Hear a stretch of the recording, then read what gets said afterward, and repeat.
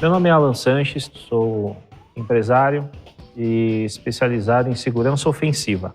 Segurança ofensiva, na verdade, é uma área que não é muito difundida, é uma área nova, pois você pega aquele cara que sempre foi um atacante, que é o meu caso, eu sempre me especializei em técnicas de invasão, e você leva isso para o lado comercial.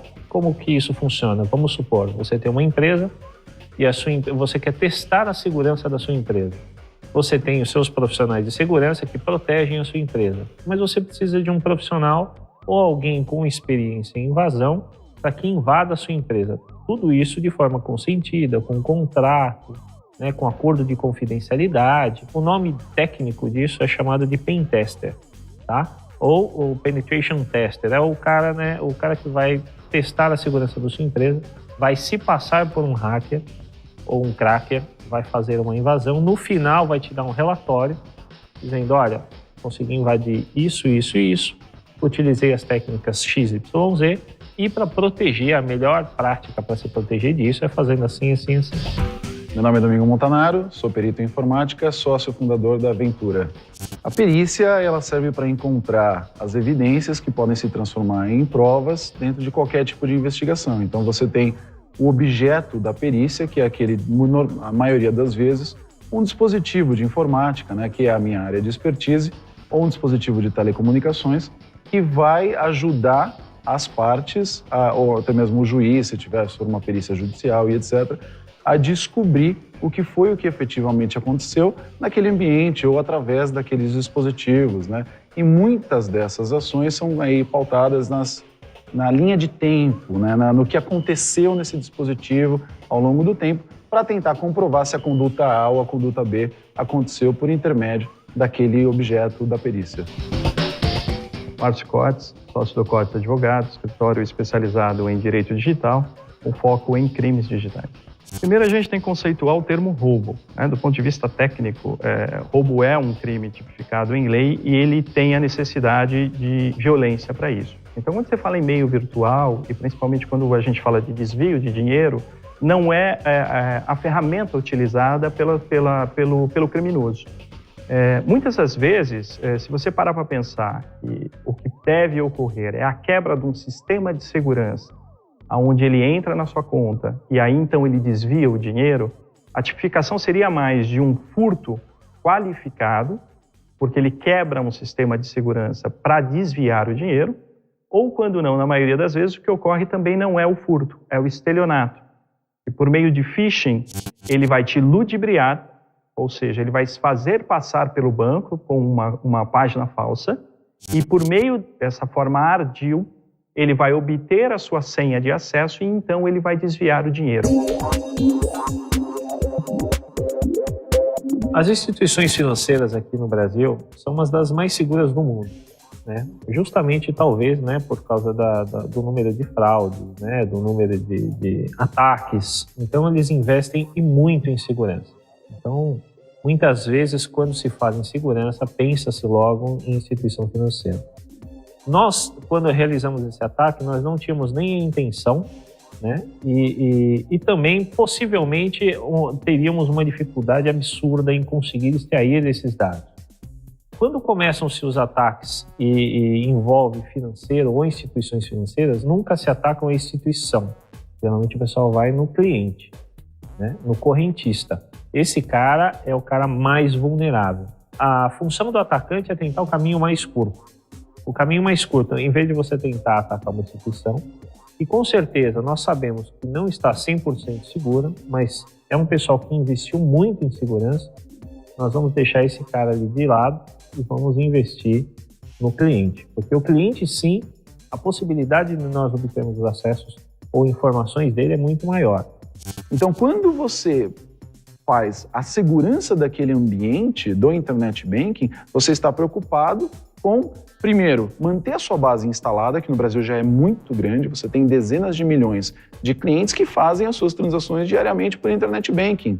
Isso para o banco é muito importante, então tem que cuidar daquele pessoal que já está lá. Mas você também tem uma grande parte da população brasileira que não é nem incluída digitalmente, mas que está sendo incluída aos poucos digitalmente e que vai começar, à medida do tempo, a fazer essas transações por internet banking. Então, se você não cuidar da segurança desse ambiente, você acaba correndo risco, como era no Brasil nos anos 90, as pessoas achavam que era muito arriscado você usar o seu cartão de crédito para fazer uma compra na internet, né? Demorou muito tempo para sobrepujar essa barreira e ainda assim, hoje, tem muita gente que tem medo de fazer uma compra via internet.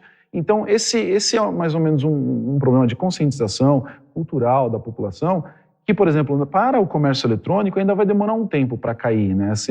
Essa grande barreira, né? Então, quanto mais o banco investir na segurança desse ambiente, mais ele conquista esse pessoal, mais ele cuida de que aquilo não seja um problema e aumenta o seu lucro. Eu acho uma coisa extremamente natural de negócio.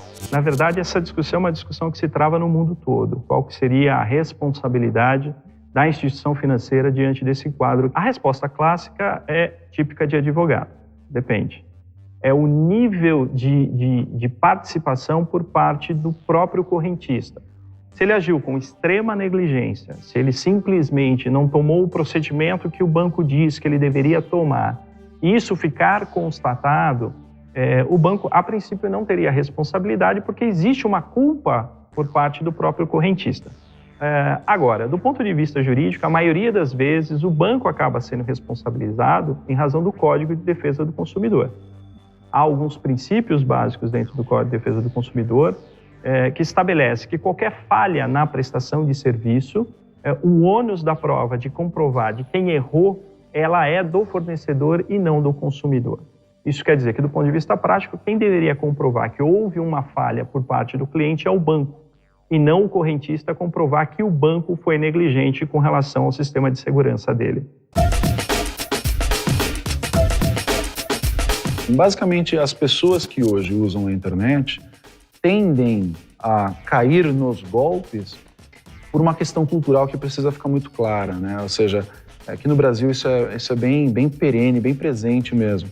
A questão de tirar vantagem, né? Então, por exemplo, clique aqui que você vai ganhar acesso privilegiado a algumas consultas, clique aqui que você vai ganhar uma vantagem financeira, mas você está tão curioso em tirar aquela vantagem, você tem vontade, né, de obter aquela vantagem, aquele benefício de uma forma tão fácil, né, que você acaba vulnerabilizando o teu ambiente. Então, esse ataque de engenharia social tão conhecido no Brasil, que começou lá no comecinho dos anos 2000, você está sendo traído, clique aqui para ver as fotos, e isso veio, né, sendo alavancado cada vez mais, ele atinge tanto a população brasileira muito por essa questão cultural. Tem muito a ver com essa questão do bom senso mesmo. O direito ele vem para manter a ordem. Agora, quando você tem uma lei que só está no papel e ela não é parte da cultura daquela sociedade, o caos vai ser instaurado. Então, por isso que você vê esse caos no meio digital, pela ausência da aplicação de uma forma mais eficaz, eficiente, por parte de políticas públicas do Estado. A questão, quando a gente foca do indivíduo que está sendo vítima disso, a gente pode pensar que ela pode ser resolvida de duas formas. Tanto do âmbito penal, se ela se sente confortável em ver, de fato, a pessoa condenada criminalmente, ou do ponto de vista civil, que é a questão da indenização, a questão de reaver o meu dinheiro, né? Essa parte do reaver o meu dinheiro, eu diria para você que ela funciona muito melhor, né? Você vai ver que hoje, aqui no Brasil, muitas das pessoas são ressarcidas se porventura o dinheiro sair da conta, né? Isso acontece muito mais por causa do Código de Defesa do Consumidor, que é uma lei muito mais consolidada e que você tem políticas públicas muito efetivas, pelo menos em alguns estados brasileiros, do que o lado criminal. E depende de outras questões que não estão relacionadas a essa questão de defesa do consumidor. A dificuldade, com certeza, é a evolução técnica, né? De uma forma conceitual, a gente está falando que esses dispositivos de informática e de telecomunicações, então se você pegar hoje, por exemplo, um smartphone, é muito mais difícil de ser periciado do que um computador nos anos 90, porque hoje qualquer tipo de dispositivo armazena um volume muito grande de informações e aí acaba ficando cada vez mais difícil para o perito conseguir pegar algumas coisas, né, algumas evidências que efetivamente comprovem de novo, né, a questão da conduta. A segunda grande dificuldade é uma questão cultural, né, da indústria de software, de segurança também, por que não, que cada vez mais está sendo valorizada a privacidade dos usuários. Isso vai diretamente contra a perícia. Exemplo, fala-se muito hoje na questão da criptografia dos aplicativos de comunicação instantânea. O WhatsApp, o Telegram, o Wickr, não sei o que, não sei o que. A questão do e-mail hoje, muitos provedores estarem forçando a questão da criptografia, né, justamente para fazer com que esse ambiente seja mais seguro. A maioria dos ataques hoje, de grande repercussão, o nível de conhecimento técnico, às vezes, na maioria das vezes, é muito baixo. O ataque aos bancos, a complexidade disso não foi algo muito elevado, mas talvez a ideia seja genial. Como que foi feito esses ataques? Foram realizadas invasões em páginas, em servidores que estavam desprotegidos. Lá você coloca um aplicativo, um arquivo, né? Esse conjunto de máquinas acabam obedecendo aos seus comandos. Então você acaba superlotando os acessos. É como se, por exemplo, a sua página hoje tivesse 1000 acessos. Então você calcula uma média, você pensa, bom, até 2000 acessos, eu vou manter minha infraestrutura dessa maneira. De um dia para a noite, a sua página recebe 10 milhões de acessos. Automaticamente ela vai parar de funcionar. As instituições acreditavam que esse tipo de ataque não iria acontecer, porque seria algo muito grande. Então, as instituições financeiras, por exemplo, elas investiam. Para você investir, a se proteger de um ataque desse, é um investimento muito alto. Então, talvez não valesse a pena esse tipo de situação. Depois que o ataque ocorreu, que as instituições começaram a ver que isso era possível, e que se uma pessoa fez, ou um grupo de pessoas fez, outros grupos poderiam fazer, aí as instituições tiveram que investir. Essa proteção ela é dada pelo Código de Defesa do Consumidor. E o Código de Defesa do Consumidor entende o consumidor como hipossuficiente. Isto faz com que toda a legislação de relação de consumo ela tente dar uma proteção maior ao consumidor.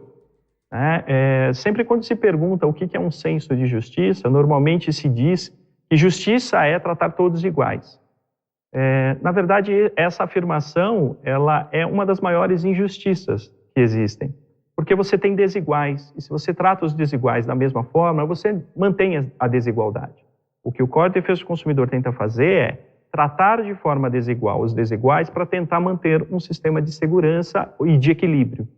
Então, a lei ela encara o consumidor como hipossuficiente, passa essa responsabilidade para o banco, onde o banco tem a responsabilidade jurídica, legal, de comprovar qualquer tipo de falha por parte do consumidor. Isso é relativamente complicado, é difícil, invariavelmente o consumidor acaba tendo razão e o banco, muitas das vezes, tem a obrigação de repor esse dinheiro.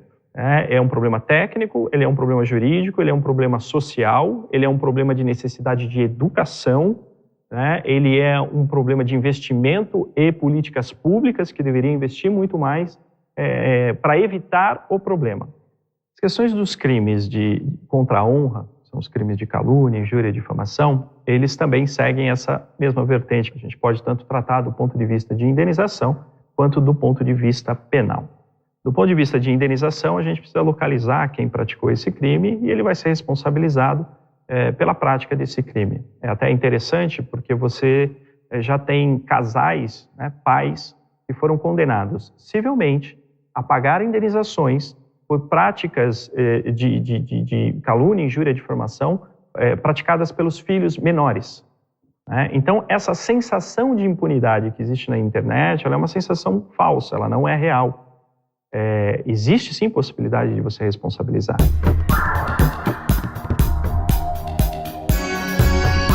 Existe uma fraude que hoje em dia é muito conhecida, que é o processo de alteração ou adulteração do boleto. Então, como que esse processo funciona? Você que está acostumado a comprar ou fazer pagamento online ou imprimir boleto para fazer o pagamento, seja ele online ou físico, existe, por exemplo, um vírus, que é o tal do vírus do boleto, desenvolvido por brasileiros, óbvio. Mas o que esse vírus faz? você baixa o boleto na sua máquina normalmente, mas ele altera o código do boleto. Só isso. E deixa o código de barra ilegível, que é para você ter que digitar o código. Então ele coloca algumas linhas no código de barra e altera o código do boleto, a partir do momento que o vírus identifica que você está manipulando um boleto. Então nós temos o boleto aqui de uma instituição bancária que tem um número. E esse é o número que nós vamos utilizar para pagar uma conta. E nós vamos tentar pagar essa conta através dessa instituição bancária. Quando você coloca o código do boleto para fazer a conta, que você avança, ele vai te mostrar outra instituição bancária. Então, nós temos aqui duas instituições bancárias. O boleto que mostra uma instituição, mas se você pegar esse código e colar ele aqui, ele vai mostrar outra instituição bancária. Algumas pessoas não percebem. E aí o cara vai lá, digita o código, paga, só que às vezes ele tem o seu processo cancelado. De repente é uma conta de telefone, é uma conta de luz, e aí consta como não pagou. Ele vai ter o comprovante, porque ele vai imprimir o comprovante. Aí depois que ele vai descobrir que é uma fraude. Nesse momento, até lá, o cara já sacou o dinheiro, já fugiu, só que ele faz isso não com uma pessoa. Ele faz isso com milhares de pessoas ao mesmo tempo. Então, como que ele faz? Ele cria documentos falsos, abre uma conta, injeta e tira dinheiro como se fosse uma transação normal. Em um belo dia, de preferência, logo em semanas que geralmente o pessoal faz o pagamento, ele faz todo esse processo, tem aquele montante de dinheiro, saca esse dinheiro, foge, vai para outro estado e começa o processo tudo de novo. Cria documentos falsos, abre uma conta em outro banco, pega esse vírus, modifica e faz todo esse processo. Esse já é uma técnica que não é feita por qualquer um. O cara que desenvolveu esse vírus não é um qualquer um. Esse já é um cara especializado. Nós fechamos aí recentemente um acordo com a Polícia Civil do Estado de São Paulo, o Departamento de Crime Cibernético, e hoje nós treinamos o policial civil. Então, existe um departamento onde tem X policiais que não têm um conhecimento técnico, ou tem, mas não é um conhecimento técnico muito avançado, ou não tem aquela malícia que o atacante tem. No nosso caso, geralmente, por eu viver ou por eu trabalhar nessa área, eu tenho que ficar dos dois lados. Do lado comercial e também do lado onde ocorrem os ataques. Você tem que ter uma dupla identidade, né? Você tem que estar infiltrado lá no meio para saber o que está acontecendo, se saiu uma técnica nova, uma vulnerabilidade nova. Você tem que consultar isso diariamente. E aí a polícia nos chamou para dar esse treinamento. Então, por exemplo, nós treinamos o policial mostrando como funcionam determinadas técnicas de ataque. Depois nós treinamos o policial a como se proteger disso. E também todo o processo de perícia forense para chegar até o autor desse ataque. Porque se o policial ele souber como os ataques são realizados, é muito mais fácil dele chegar até o envolvido, né?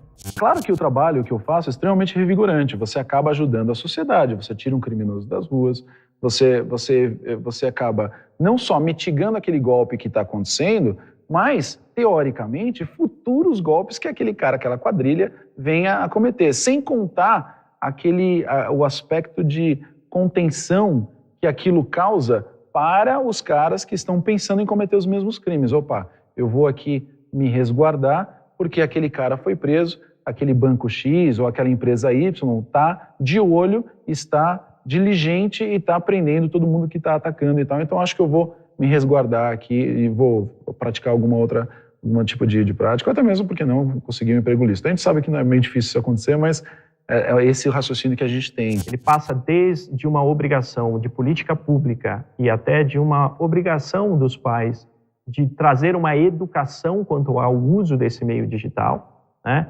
Você, desde pequeno, é educado a olhar para os dois lados antes de atravessar a rua, mas ninguém te explica que se você acessar o banco de uma lan house, talvez você corra tanto risco quanto atravessar a rua. Então, na verdade, passa por uma situação de educação, no que se refere à minha área, que é a área jurídica. Ela também já tem previsão legal. O Marco Civil da Internet traz alguns dispositivos que criam obrigações para o Estado de propiciar essa educação no meio digital.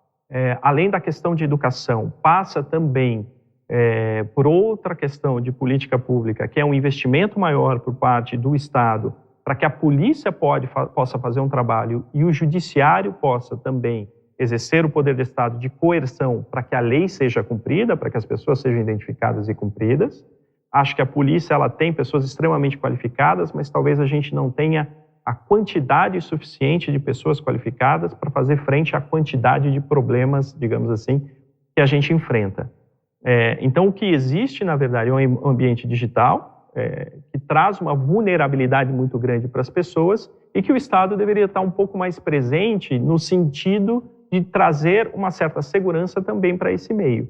Isso, infelizmente, a gente não está vivendo, né? Do ponto de vista dos bancos, o que eles fazem, na verdade, é investir para que você faça operações online, porque isso tem, de certa forma, apesar de um custo muito grande, ele ainda é vantajoso comparado com a manutenção de agências físicas e contratação de pessoal para isso. Muitas vezes a vítima é parte disso também, tem parte na culpa. Por quê? Ela foi vítima e não quer ir na delegacia, não quer produzir prova, porque quanto mais rápido você produzir prova, mais você ajuda aquela investigação policial, ou aquela investigação administrativa, por que não? Né? Muitas vezes a vítima não sabe, né, o que fazer.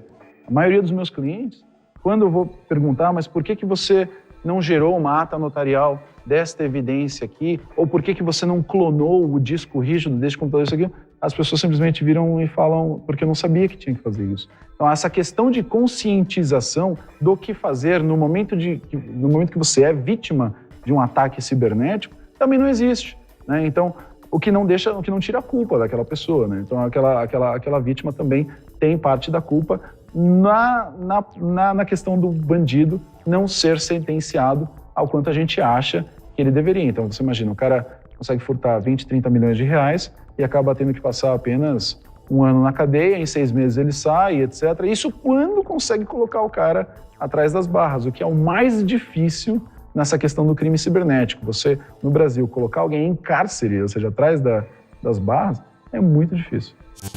Então, o que nós tentamos passar hoje para o policial, por mais esquisito que isso pareça, é a malícia, né, que o atacante tem. Justamente porque a gente convive com a molecada hoje, né? A molecada hoje, eles inventam técnicas novas, né? Inventam metodologias novas. Existem proteções e eles têm aquela criatividade de burlar essas proteções. Quanto mais experiente, mais velho você fica, você acaba perdendo essa característica. Então é importante que você esteja sempre nesse meio, né? Para você conseguir pegar essas novas ideias. Às vezes você pega essa ideia, com a sua experiência você melhora ela.